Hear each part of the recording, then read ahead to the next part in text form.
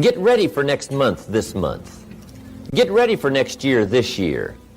Always be a day ahead and a step ahead and a year ahead in your research and your development, in researching your own feelings and life and what's going on, so that no matter what conversation comes up, what chance to communicate comes up, whether it's a business communication or a personal communication, whether it's social, whatever it is, you'll be more ready for it a few months from now than perhaps you are now, just because you're doing it deliberately and consciously. So that's number one, have something good to say. First step to good communication. Here's the second step. Say it well.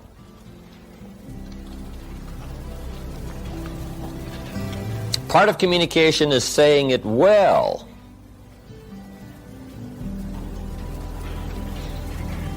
And there are some key points on saying it well. Having a good conversation that gets your point across but also gets the job done. Saying it well is a matter of repetition, conscious repetition. Some people say it over and over and over, but they don't get any better at it. But conscious participation, repetition, will help you to say it better. See, my first seminars, they were not that good. I'll admit that. But guess what? I did it again with the thought in mind of getting better. I did it again with the thought in mind of getting better. Okay? I practiced it some more. I did it some more. I went over it again. I went over it again. And sure enough, if you do it over and over and over and over consciously with the thought of getting better, guess what? Anybody can get better. People often wonder why I can do the evening seminar, 3.5 hours, most of you have been there, and I don't use any notes. Interesting. Once in a while someone asks me, how can you do 3.5 hours and you don't use any notes? And it's very simple. Anybody could do it. Guess why I'm able to do it? I've done it a few thousand times. See, if you do something a few thousand times consciously, sure enough, you will get better and better and better. So whatever you're doing now in the way of communication, the question to ask is, how long do you want it to take to get good at it? You say, well, I want to get good right away. Then you got to do it over and over and over and over. Repetition helps you to get better. So the second step to good communication is saying it well. Now, there's some other points on saying it well. Here they are. One, say it with sincerity. And I don't know any substitute for sincerity.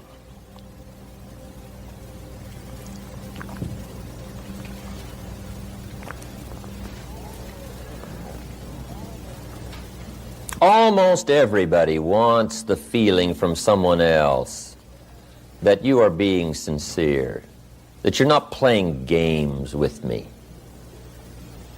that you're really disclosing to me your true feelings, your true awareness, what's going on in your life and your heart and your soul and your mind. Sincerity, there's no substitute for that.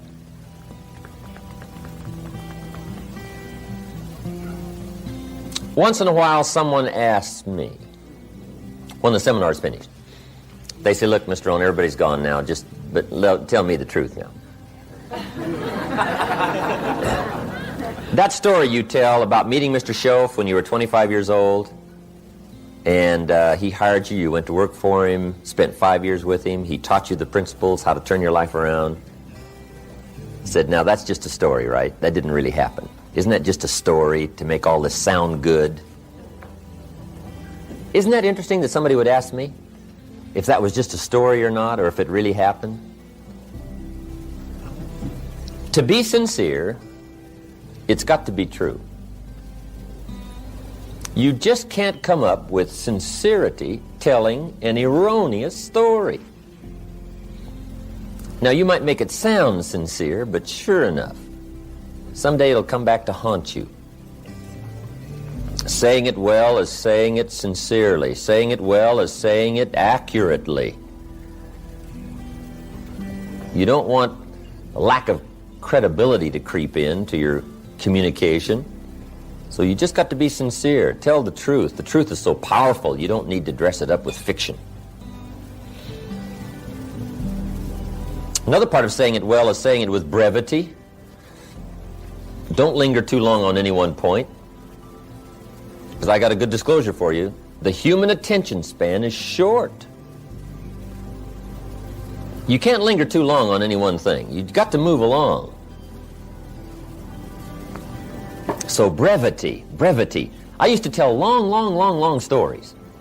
And I stretched them out so long, people forgot the beginning by the time I got to the end. And now the end doesn't make much sense, right? Because you can't hook them both up.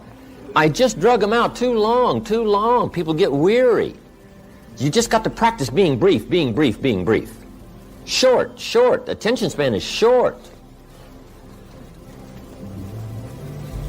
The best practice on this is to practice with kids, because their attention span is really short, right? And they don't mind telling you, right? You start talking to the kids, right? And kids say, how long is this going to take, right? I mean, right away they get the feeling you're going to take 30 seconds. And you should only take 10, right? I mean, they get bored right away. So short. Make your stories short. Be brief in your illustrations. If you're going to say, here's something that happened to me one time. Don't give people a feeling now that you're about to launch into a 20-minute story. Just make sure you get the feeling across that you're going to be brief. It isn't going to take long. You're going to get the story across. And I guess part of that is our high-powered, speeded-up way of living, especially in this country. But it is true. If you want to be effective in communication, you've got to be brief. On any one point, you can't linger long. And I think I've lingered long enough on that point.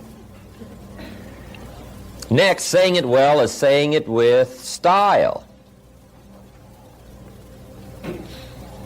Now, part of style is your personal style. And this involves a whole lot of things. It can involve gestures. It can involve facial expressions.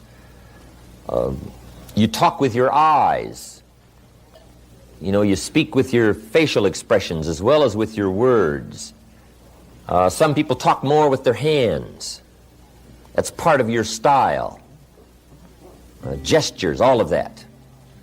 Now here's the key on this, is to develop your own style. However, be a student of style. First, have something good to say. Second is to say it well. Consciously say it well. Practice saying it well. Get to where the words come more clearly, more freely. Things you used to stumble over when you talked a year ago, you just correct that. You just correct it so that now it flows better. Shorten the stories. Used to be long. Now they're shorter. You just do all that consciously, so that you get better and better at it, saying it well. Okay, here's the third step to good communication. And this is so important. Read the effect you're having. When you communicate, see, that's just major.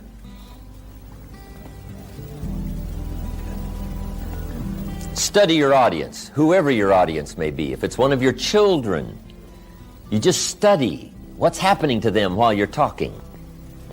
Right? Look in their eyes, look in their face.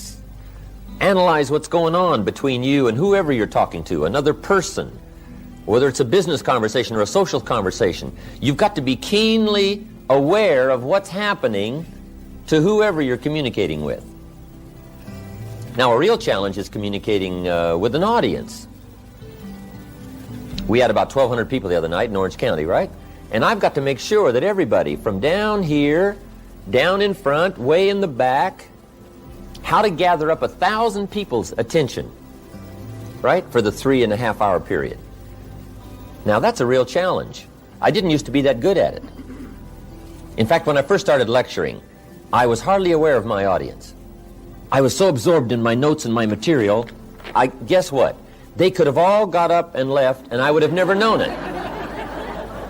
I wouldn't have missed them. I'd have just kept right on talking, right? Because I was so absorbed in the material, I was so absorbed in trying to say it right and do it right, that I was not aware of what was going on with my audience. But you've got to read the effect you're having for really effective communication. Now, if it's just an informal communication situation, you can just ask the question, do you read me? Right? Does it make sense? Did I say it well? And you get this feedback right. So you can actually Start checking how you're doing with somebody. If it's informal, you can just ask. Okay? Now, what you've also got to learn to do is read some of the subtle things that are going on with whoever you're talking to. Because especially humans, or especially adults, you know, when we get a little older, we have these tricky ways of looking like we're interested when we're really not. And if you want to be a good communicator, you just got to pick up some of those signals. Now, part of it you can pick up by what we call body language. Some people just sort of quickly disclose their feelings about whether or not you're effective or it's coming across, and they just sort of relay to you by their, what we call body language. It's kind of a new study. I haven't studied that much about it, but there is a book called How to Read a Person Like a Book. How to Read a Person Like a Book by Nuremberg. You just might make a little study on that. Now, don't get too involved in it, because sometimes you can so watch somebody in the way they blink their eyes, and you know, you're looking at their ears and looking at their hair, and now you get too carried away and trying to figure out, you know, all about them. But you can get some indication. But here's what'll play you good no matter what. It's called just pure common sense. You just look at somebody, you can kind of tell. If somebody just folds their arms and they tuck their head down like this, sure enough, you've probably got some more selling to do. I mean, you've got to pour it on, or maybe you should change the subject, or maybe you should quit, right? You just kind of analyze, you know, what's going on here, right? Some things are just fairly obvious. You know, if a guy's leaning toward the door like this, it's probably a sign, right? I mean, you say, oh, I got it, right? It's clear. I've got a good word for the common sense approach, and it goes like this. Let the obvious be your best teacher. Whatever you do, don't ignore the obvious. You know, sometimes we say, oh, it couldn't be. Yes, it probably is.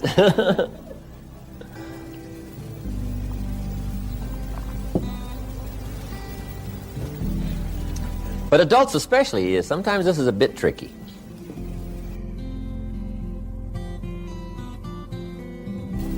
People smile, nod their head like this, and they got you shut off, and you just don't know. Okay. Because in good communication, you cannot mistake courtesy for interest.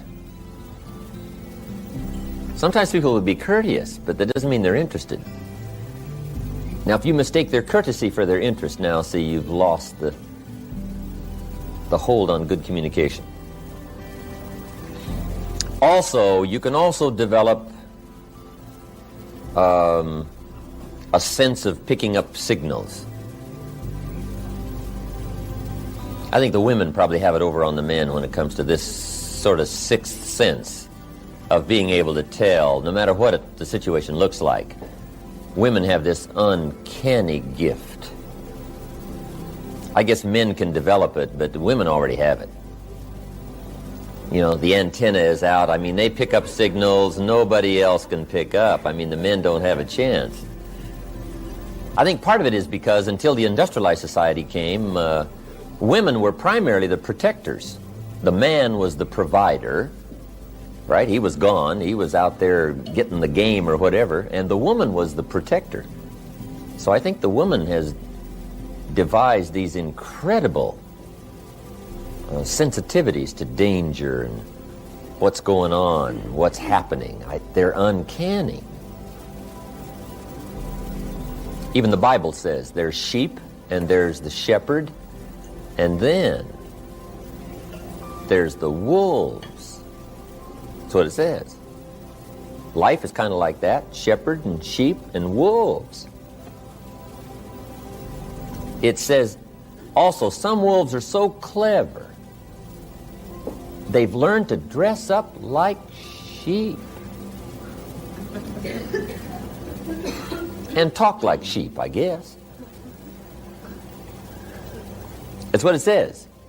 Some are wolves in what? Sheep's clothes. Now, see, you got to be clever. Huh.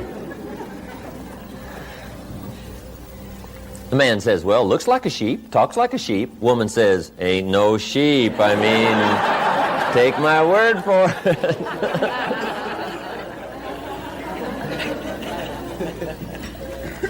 But that's that long developed instinct, I guess, right? In the middle of the night, she says, wake up, something isn't right out there. He says, right? I mean, he's gone, right? She says, no, something, right? She has this uncanny sense. So that's part of, being able to read is picking up, Mr. Shove called it signals. He says we all throw off signals, vibrations. I don't understand all I know about that. But have you heard the expression, a dog can tell whether or not you're afraid of him? I guess that's true. We throw off a certain kind of signal, and animals, right, they just pick it up, they know. And you can't fake them out, right? You can say, I'm not afraid of you. Dog says, who are you kidding, right? I mean, come on. Okay, being able to read. That's so important, reading your audience. How you're doing. Should you speed up? Should you slow down? Should you change the subject? Should you be a little stronger? Just be more aware of whoever you're talking to.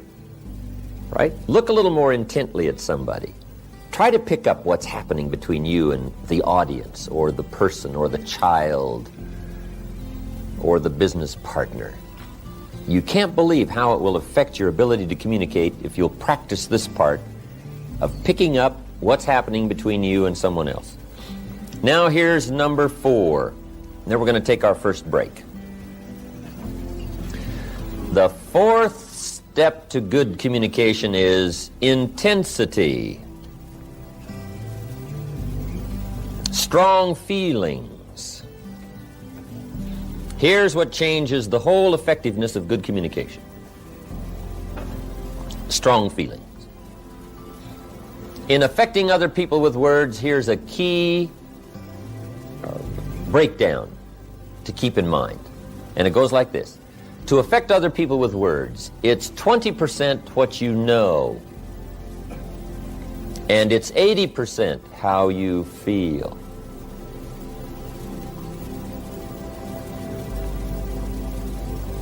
Feelings and emotions changes the whole outcome of communication. Intensity, words loaded with emotion, have the best effect.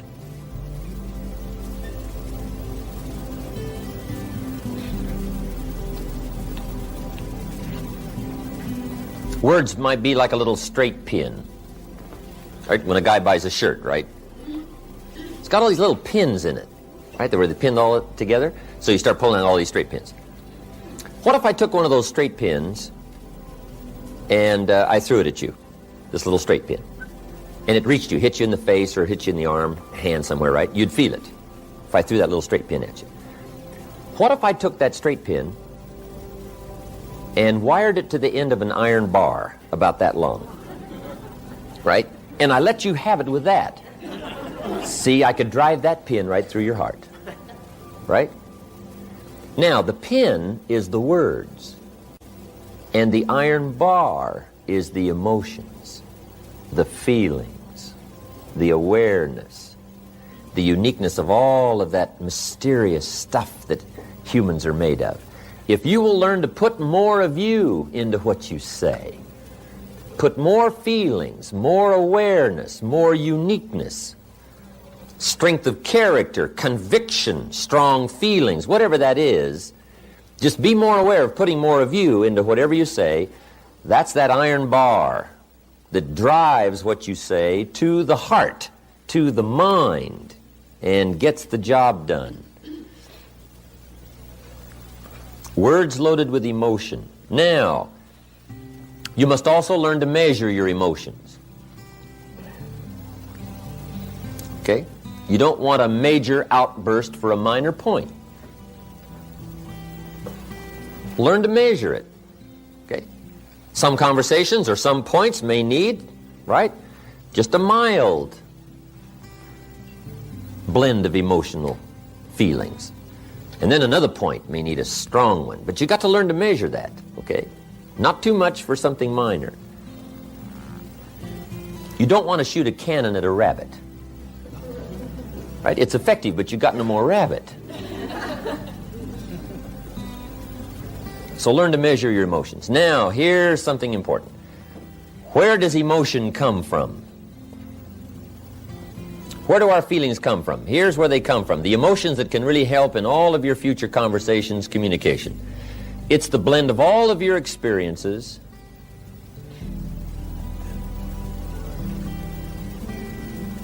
and how they have affected you. The blend of all of your experiences and how they have affected you.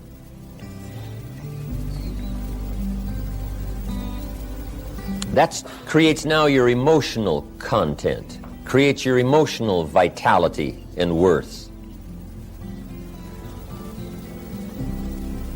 So that's part of the getting ready experience on the emotional side. Be aware of your feelings. Be aware of your emotions.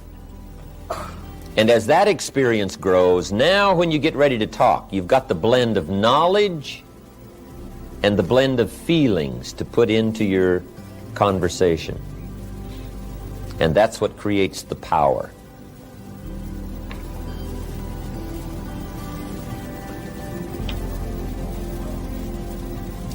Now I have one more point and we'll take our break. It says, don't forget to say it. Part of communication is simply being aware that more often than not, things need to be said. It's pretty easy to take for granted, especially the people that are close around us, that they already know how we feel. But you got to keep expressing how you feel. Here's a good phrase. Actions are no substitute for words. Now, we've used the other phrase, right? The words are no substitute for action, and that's true. Just talk, talk, talk, talk, talk, and not acting. See, that's not good. But here's what else is not good. All of the action and no talk. Make sure that the words accompany the action. Don't fail to say it.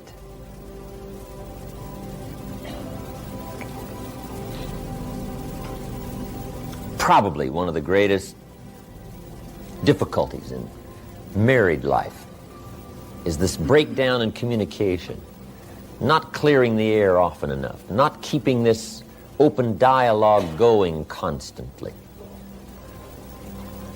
One thing I found out, take nothing for granted. Say, well, surely they understand. Well, just explain it one more time. Just say it one more time. Don't take a chance that whether they know it or not. Bring up the subject again. Make sure it's clear. It's too easy to let it slide and not make it clear.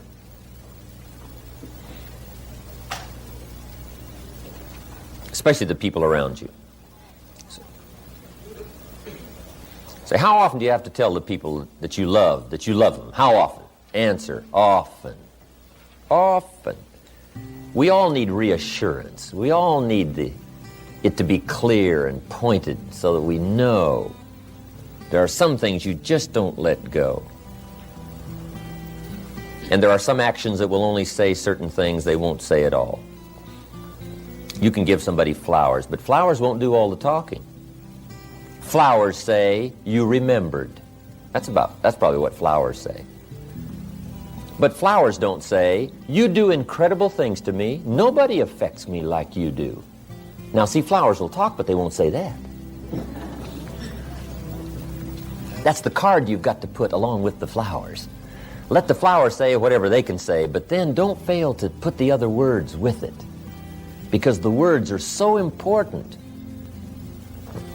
Judy gave me this watch back when I had a birthday in 1972, I believe it was. And it was a neat watch, Le Cool Tray. If all goes wrong, I can cash the watch in and live for a while, right? I mean, Judy was always doing things like that. Fabulous watch, neat gift for my birthday. But see, better than the watch was what she wrote on the back. I appreciated the watch, but the words were better than the watch. On the back, she had inscribed, My love for all time. Your Judy. September 1972. See, the watch was neat, but the words. She could have put the words on a Mickey Mouse watch. Pardon me, Walt. I didn't mean to downgrade your mouse. But see, the words were what was really important. So I'm saying, let actions speak, but make sure the actions don't substitute for the words. Make sure you say it. And if you'll make sure you'll say it, you'll get better at it. You'll get the practice. You'll learn to put more feelings in it. You'll learn to say it well, say it better. And this whole process of communication for you, if you don't treat any of it casually, will start to grow. And you will be even startled in the next few weeks, the next few months, at what happens as a result of your future conversations if you become more aware of these things that we have just talked about. Sensitivity, fascination, interest, working knowledge, having something good to say, saying it well, reading the effect you're having, and the intensity of strong feelings.